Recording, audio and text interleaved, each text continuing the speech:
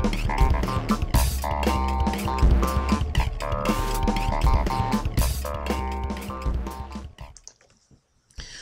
and welcome to another compwiz tutorial. I'm Ross, and today I'm going to be showing you how to make your own avatar that you have drawn or you have already previously made.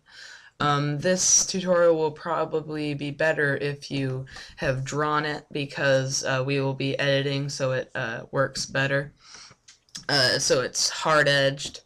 I am right now drawing the actual avatar that I'm going to be using. So I'm going over it in Sharpie at the moment, so that my my printer scanner can pick it up better. So this tutorial, you'll be using Gimp to edit, so the image will not show any like erasing marks or marks that you did not actually want in your avatar.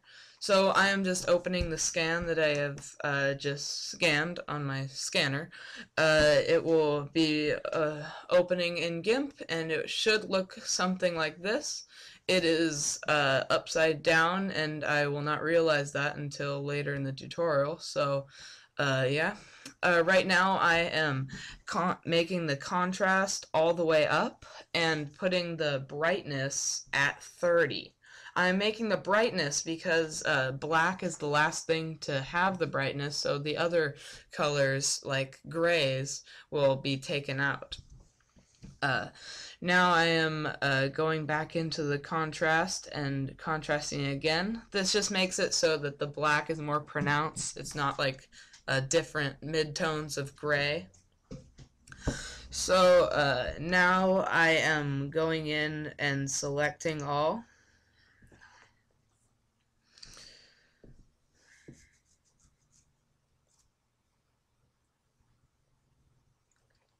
Now I'm going to be using the magic wand tool and selecting the actual part I want to use and inverting the selection and deleting it. This will make it so that only what I want is selected. But notice that there are still little speckles of white inside the actual part that we want. This is because I did it in a Sharpie, and that's what happens. So I'm doing color to alpha, and that's going to be white. And now I'm going to go into filters, blur, Gaussian blur, and blur it by 5. This makes it so that it appears as the blacks are intermixing, so that the little speckles inside of it will not show up. I am now duplicating it a lot of times so that the Gaussian blur, it does not actually look like it's blurred. It looks like it was always there. And I just flattened the image, so we'll need to go into colors, color to alpha again, because when you flatten an image, it goes, sets the background to white. And I finally realized that it was upside down, so I just rotated it. And now I'm going to go into colors, color to alpha, white. It still has some Gaussian blur on it, so we'll fix that later, but for right now it's okay.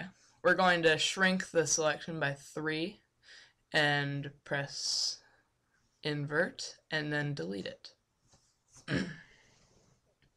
Notice that it still has Gaussian blur on it, so we're going to contrast it again all the way up so it changes it, and turn the brightness all the way down because we have it on a transparency.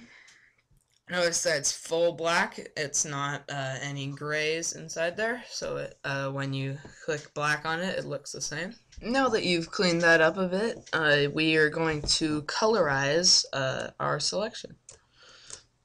So I want to actually make the letters a different color. So I'm going to use my magic wand tool and select the inside of the T. So I'm going to be colorizing the inside of it. You don't have to do this, or you can just leave it black and white.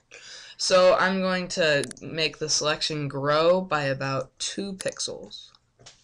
And then I am actually going to make it grow just 1 more pixel. because I want to make sure that it is actually filled with that color. So I'm going to make the color red, so I'm going to go into Edit, Fill with FG Color, and then select None. Notice you can still see some of the transparency, so I'm going to use my circle fuzzy brush and just touch that up. Now that looks pretty good, except for this little corner. Click it a lot. This corner too.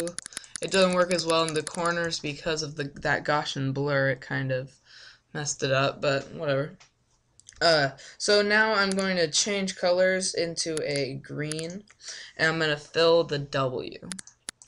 This time we'll just fill right here, and then fill the W with that, and then actually grow the selection by about 2, and then Edit Fill.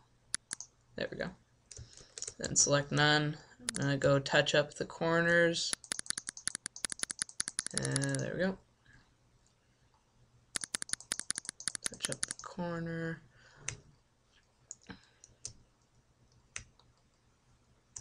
And there we go. A little bit more. And then we're just going to actually just fill that in.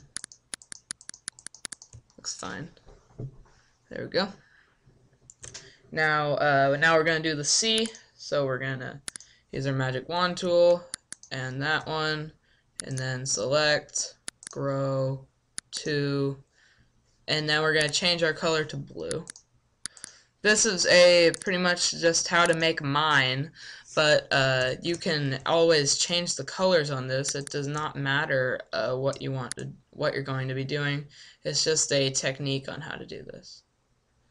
Here we go. It's kind of purplish. On the corners, go up, click a lot, go in there, and oops. Don't want to go out too much because it'll end up not looking so great.